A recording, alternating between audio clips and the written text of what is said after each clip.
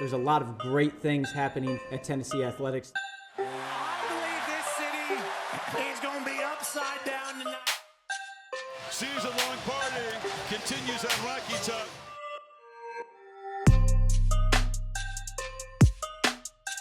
Hey there, everyone. Welcome back to another episode of the Everything Orange podcast. To get us in the game day mood, we've got an awesome athlete from the football team here to talk with us today.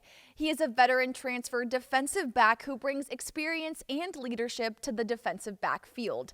For his entire collegiate career in 40 games, he's recorded 121 tackles and 2 interceptions. After earning his undergraduate degree in 3 years at Vanderbilt, working on his MBA at BYU, and now earning his master's degree at UT, he knows a thing or two about being a student athlete. Please welcome to the Everything Orange podcast, Gabe Judy Lawley. Gabe Judy Lawley, thank you so much for coming on the podcast with me today. Thanks for having me. So can you talk a little bit about growing up in Austin, Texas, probably one of the best places to grow up playing football? Yeah, rich culture of playing football over there. A lot of Heisman Trophy winners, a lot of people that win Super Bowls, national championships. Growing up over there is just awesome to be able to be around a lot of people in my corner that were able to play at the next level, especially on my Pop Warner football team, guys that are able to play in the Pac-12 and the Big Ten, play in the NFL. It was awesome at the end of the day because we had like role models to show us what we were going to do if we continued on the path and if we just strive to be good in the classroom and on the football field. Who got you into football originally? My stepdad. So my stepdad was in Texas. We play football, and he actually not from Texas. He's from North Carolina. Okay. But he moved to Texas, and he was like, I've been watching the Longhorns for a while, and he was like, I never had a son before, so we're gonna put you in football. And from day one that I played, he kind of just knew this was probably gonna be a sport that I wanted to play because it's reset every single 7 seconds, so you don't have to have a long attention span every play. Right. And when you're 5, you don't have much of a long Exactly. attention span. Exactly. So it worked out at the end of the day. Is there a moment when you were a kid on the youth team that you were like, hey, this is really fun. I enjoy tackling guys or catching the ball? Our team was a hodgepodge, a bunch of kids in the Central Texas area, and we had 11 or 12 games in a row, and had been the first time for a Pee Wee team.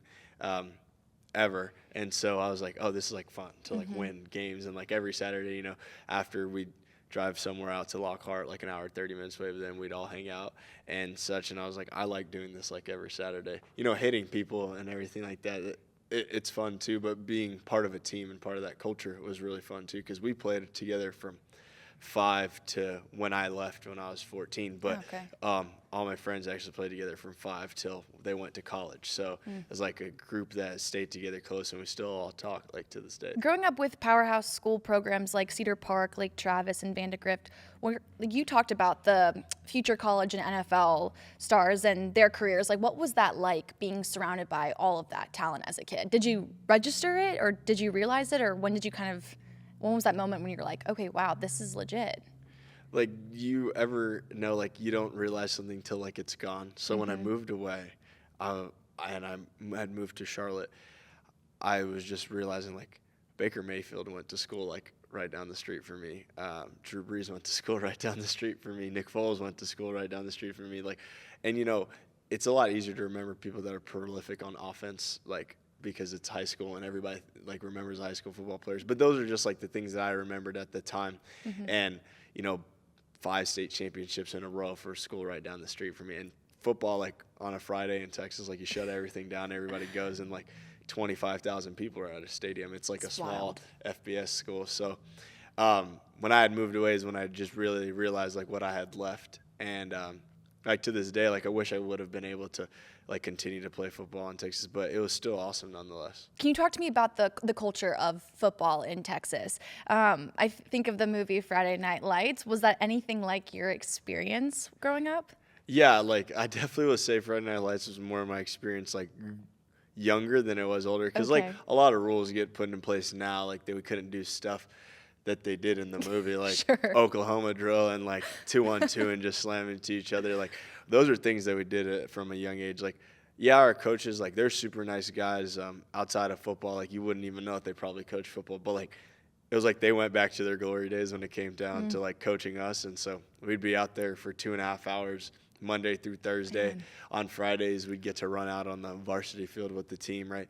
And then Saturday would be our day to go play in the morning. So overall, like, football ran everything that we did, and like you couldn't wait to get to middle school, right? And then you got to play against your friends for a little bit because our team split halfway. We played against each other, and then we came back again for high school. So it was like everything kind of just went around football. You played basketball, you ran track, you did those things just so you didn't have to like go like do extra training like you'd played those other sports. But football is really king at the end of the day. When you were learning a bunch of different positions, you found your way to defensive back in middle school. Was that a like moment for you that you realized I really like this position, or did you kind of get put into it by coach and he was like, hey, go try it out? Well, I always thought I was going to be a quarterback. Like, I was like, I'm going to be the quarterback.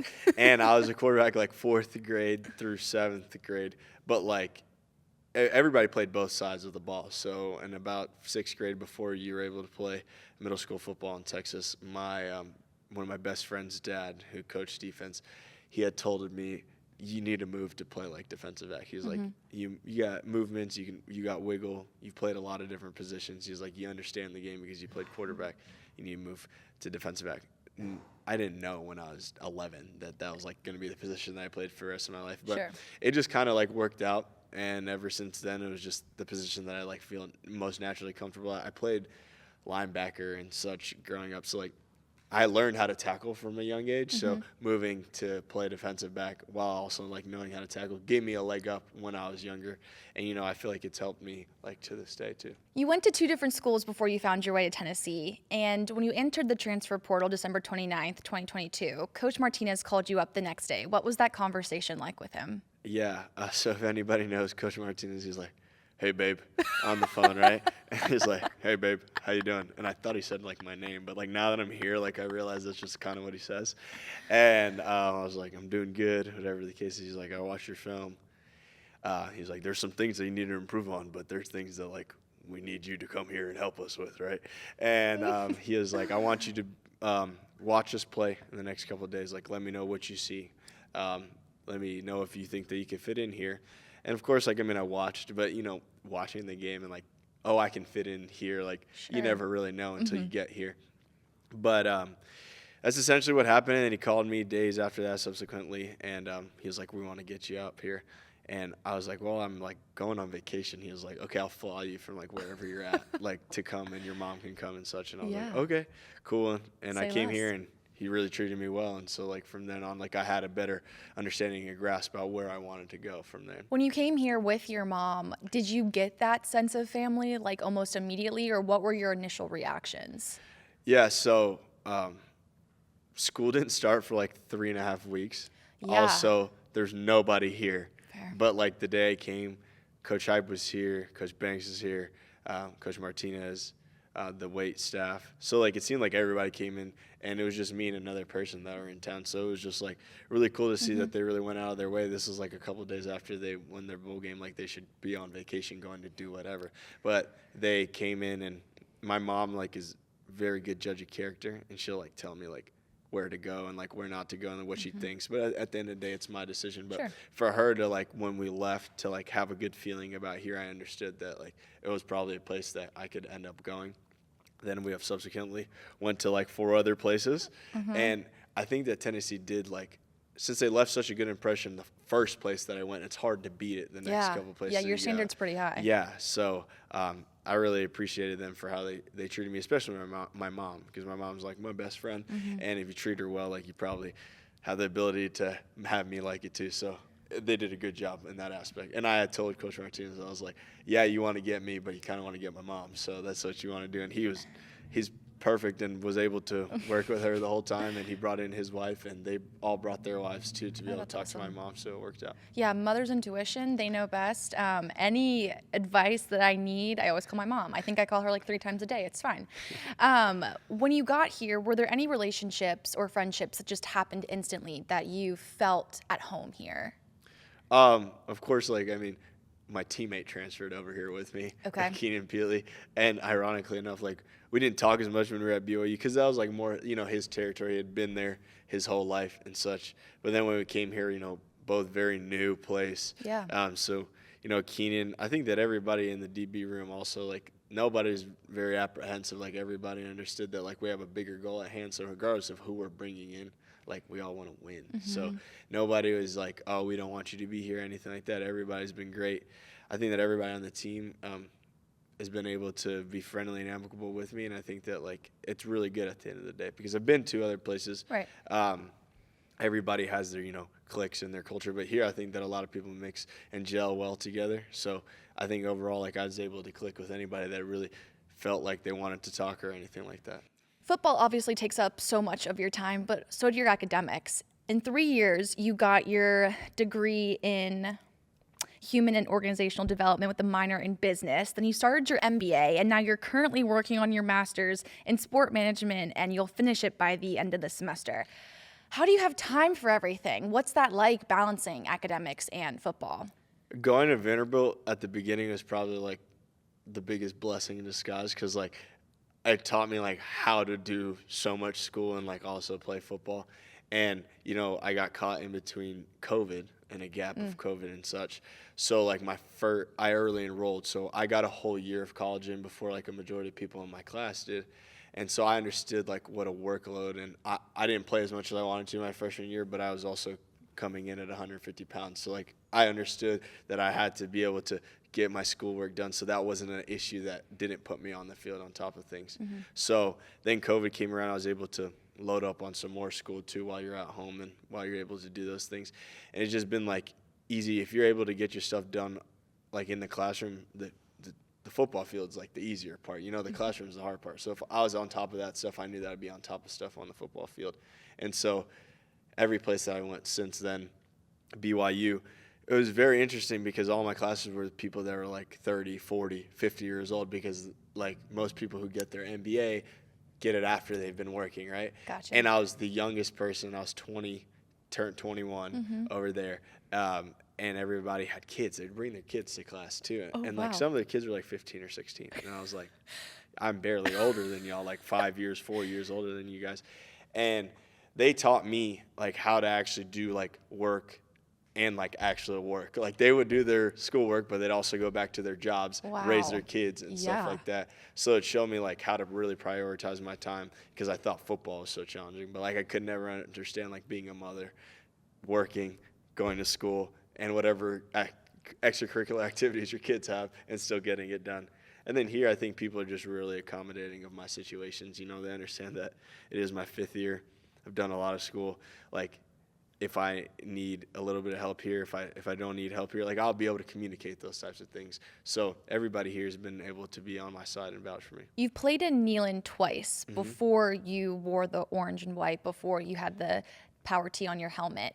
What is the biggest difference for you playing as an opposing athlete on the field versus now being there in front of a home crowd? Well, first of all, the locker room's better on our side. So 2019, it's pouring rain. We have a 3-hour rain delay. It is probably 20 degrees outside. The game takes forever because we're down, so we got to throw the ball each play. Tennessee wants to run the ball each play. Then we go inside to take showers, and it's frigid. So that, like, being on the good side of things is the best part so far. Yeah. And then, of course, the fans. Like, behind you have, like, all these fans, the student section, and yelling whatever they really want to be yelling to you at that moment in time. I think it's good to be able to getting positive things nowadays when you're on the right sideline. And, of course, running through the tee is, like, a surreal experience. I didn't even notice it the first time I went through. That was versus UTSA. And then this last time when they lit it up and it was all dark and you ran through the thing, I was like, oh, this is, like, pretty sick experience now. Yeah. So those are things that definitely are different. And, you know, winning. Like, coming here and winning in Neyland is probably the best part, too, because both times I came here I lost. So to get a win is good, too. Yes, and then top it all off with going over to the band and Yeah. singing and being with the student section. That's really fun tradition, too. Yeah, exactly. I mean, I mean, as many people know, we don't have like the biggest fan base when I was at Vanderbilt. So like when I went and sang with our band and our student cheer, I was like, this is probably more people than I've seen at like my whole football game. But it was awesome. I think nonetheless is an awesome experience. Okay, so now we're gonna talking about academics. We're gonna play Are you smarter than a fifth grader? Thank you. I'm like, why am I blanking? We're gonna play Are You Smarter Than a Fifth Grader? I have 5 questions for you. The topics are math, geography, science, English, and history. Okay? You ready? Yeah, not great at English. If a backyard is 50 feet long and 20 feet wide, how many square feet is the yard? I'll give you options. A, 1,000, B, 700, C, 100, or D, 7,000. 1,000 Correct. square feet. Correct. Geography. Question 2. What is the body of water between Florida and Texas? Gulf of Mexico. Good. You don't even need answers for that one. 3. Science. What does a paleontologist study? You have answer first? You know, I do, but I have all different kinds of ologists, and I didn't have down the type of Isn't a paleontologist study of dinosaurs, right? close fossils. Fossils, yeah. Yes, same thing. Yeah. I was gonna give you a hint. Ross from Friends, he's a paleontologist. Yes. If you watch the show. Yes. But I messed up that question. That was on me. Okay. English. How many syllables are in the word Mississippi? 8? I don't know. I don't freaking know. Mississippi. Oh, I didn't say it like that. I didn't miss M-I-S. Oh, I was counting the letters. That's what I was doing or whatever. You want to run it back real Yeah, quick? I will do it. Sorry, I was not paying attention. I told you English is not my strong suit. Syllables. So you said Mississippi. Correct. 5? 4. 4. There you go. You got to it. Okay. Last question. History. The Statue of Liberty was a gift to the U.S. from where? Great Britain, Germany, Spain, or France? France. Good. Look at you. You didn't even need to phone a friend. I needed to phone a friend on Mississippi.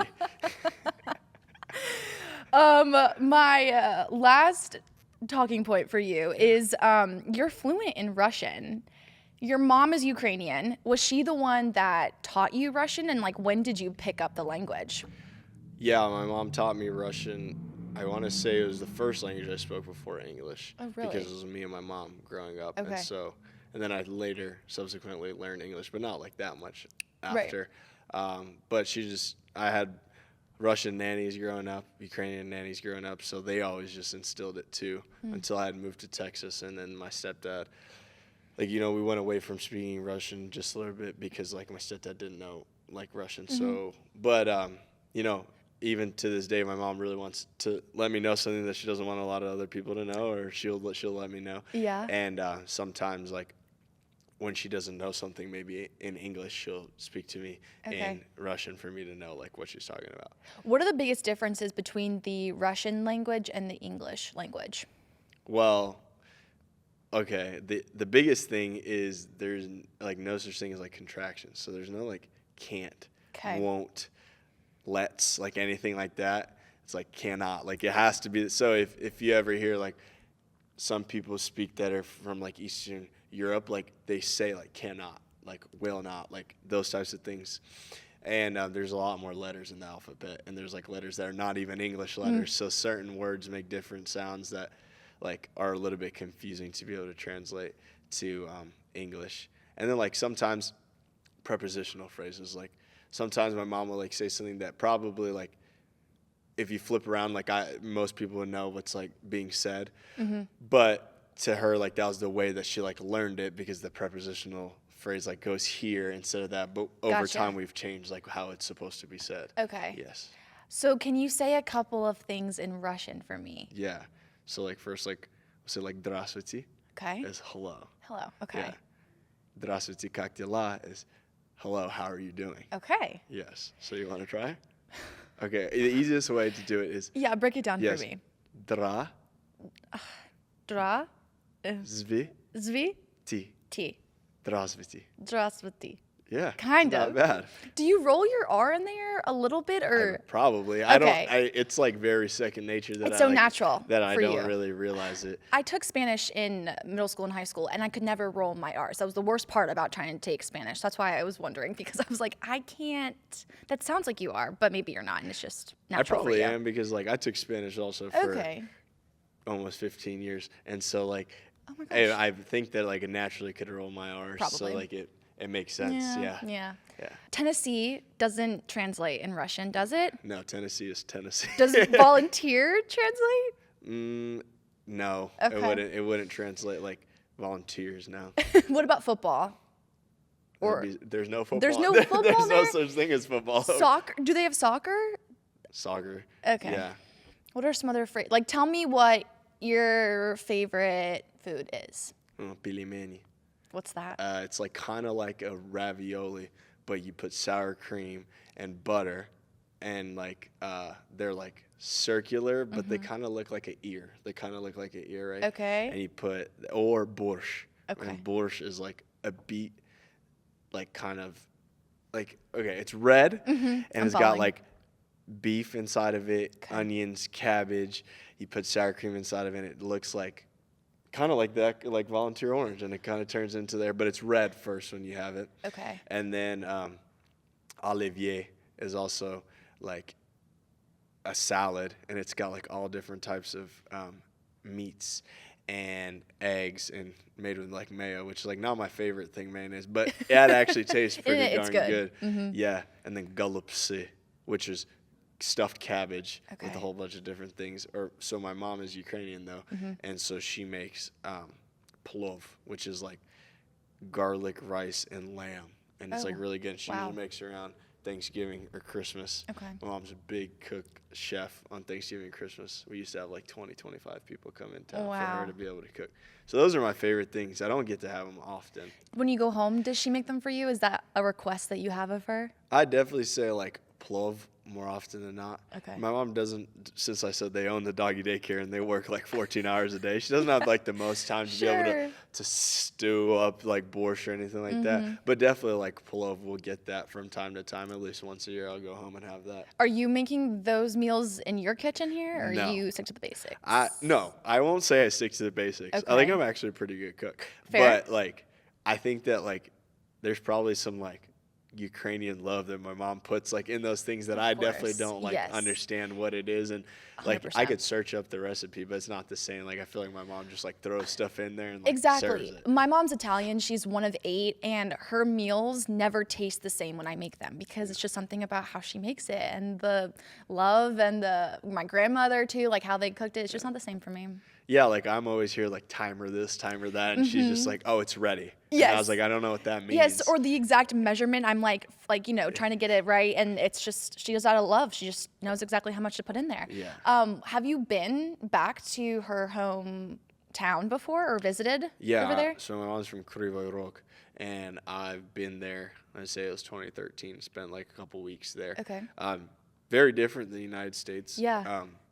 Also, like, there's not many people of color that are there, so like people, like, would speak and like didn't think I like understood what was going on, but like I do. Oh wow. But like there is a big difference between Ukrainian and Russian. So like sometimes I didn't understand what was being said because my Okay. sister speaks Ukrainian and she speaks Russian, and there's Okay. a difference between the two.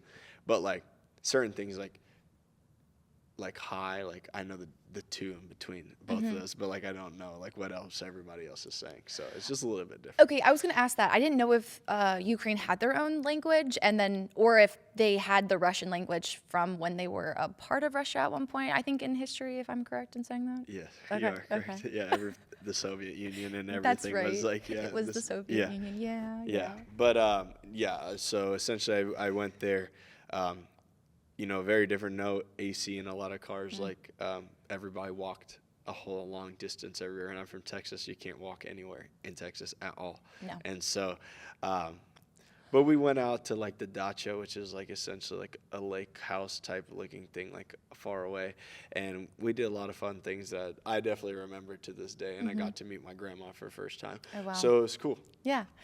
Before I let you go, I have one final question for you. Yeah. When you sing Rocky Top, do you woo? Oh yeah, 100%. I woo. What's the reasoning?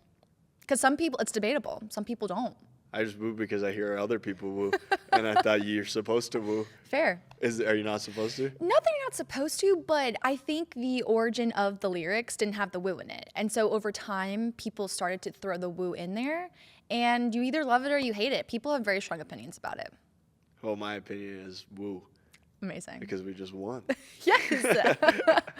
Well, thank you so much for joining me on the podcast today. I really appreciate it, and it was so much fun talking with you. Yeah, thanks. I appreciate it as well. Thanks so much for listening to this episode of Everything Orange. Be sure to follow us on all of our Vol Sports platforms so you don't miss out on a single update. But before we go, here's a look at everything going on with Tennessee athletics this week, starting with today. Men's tennis starts their 4-day ITA Regionals tournament in Chattanooga. And then on campus, Swim and Dive has their first home meet of the season against Louisville at 2 p.m. in the Allen Jones Intercollegiate Aquatic Center. Friday, on the other hand, is pretty packed. We've got men's golf kicking things off with their 3-day Golf Club of Georgia Collegiate event. Then cross country competes in the Crimson Classic in Alabama. Then in Knoxville, the number 10 ranked Lady Vols volleyball team takes on the Auburn Tigers at 6:30, while the Lady Vols soccer team takes on the Georgia Bulldogs at 7 p.m. Saturday, we've got a little bit more cross country happening at UVA in Charlottesville, Virginia, where they're going to have their pre-nationals event. Then on Rocky Top, SEC Nation will be joining us this weekend as Tennessee football takes on Texas A&M at 3:30. And do not forget, we are checkerboarding Neyland, so make sure to wear the right color on Saturday. Then on Sunday, we've got another busy day, starting with the women's golf, kicking off their 3-day Mercedes-Benz Collegiate Championship at Cherokee Country Club here in Knoxville. Softball also has 2 fall ball games, the first at 1 p.m. against Lakeland College and the second at 3:30 against King University. Then we've got some more volleyball on campus this weekend. The Lady Vols will be taking on the Kentucky Wildcats at 5 p.m. in the Thompson Bowling Arena at Food City Center. Lastly, on Wednesday, the women's tennis team will be hosting the ITA Ohio Valley Regional at Barksdale Stadium. That goes through next Tuesday, so you have plenty of opportunities to catch them out on the courts. Well, that's a wrap on Rocky Top. Tune in next Thursday for another episode of Everything Orange. Bye, y'all.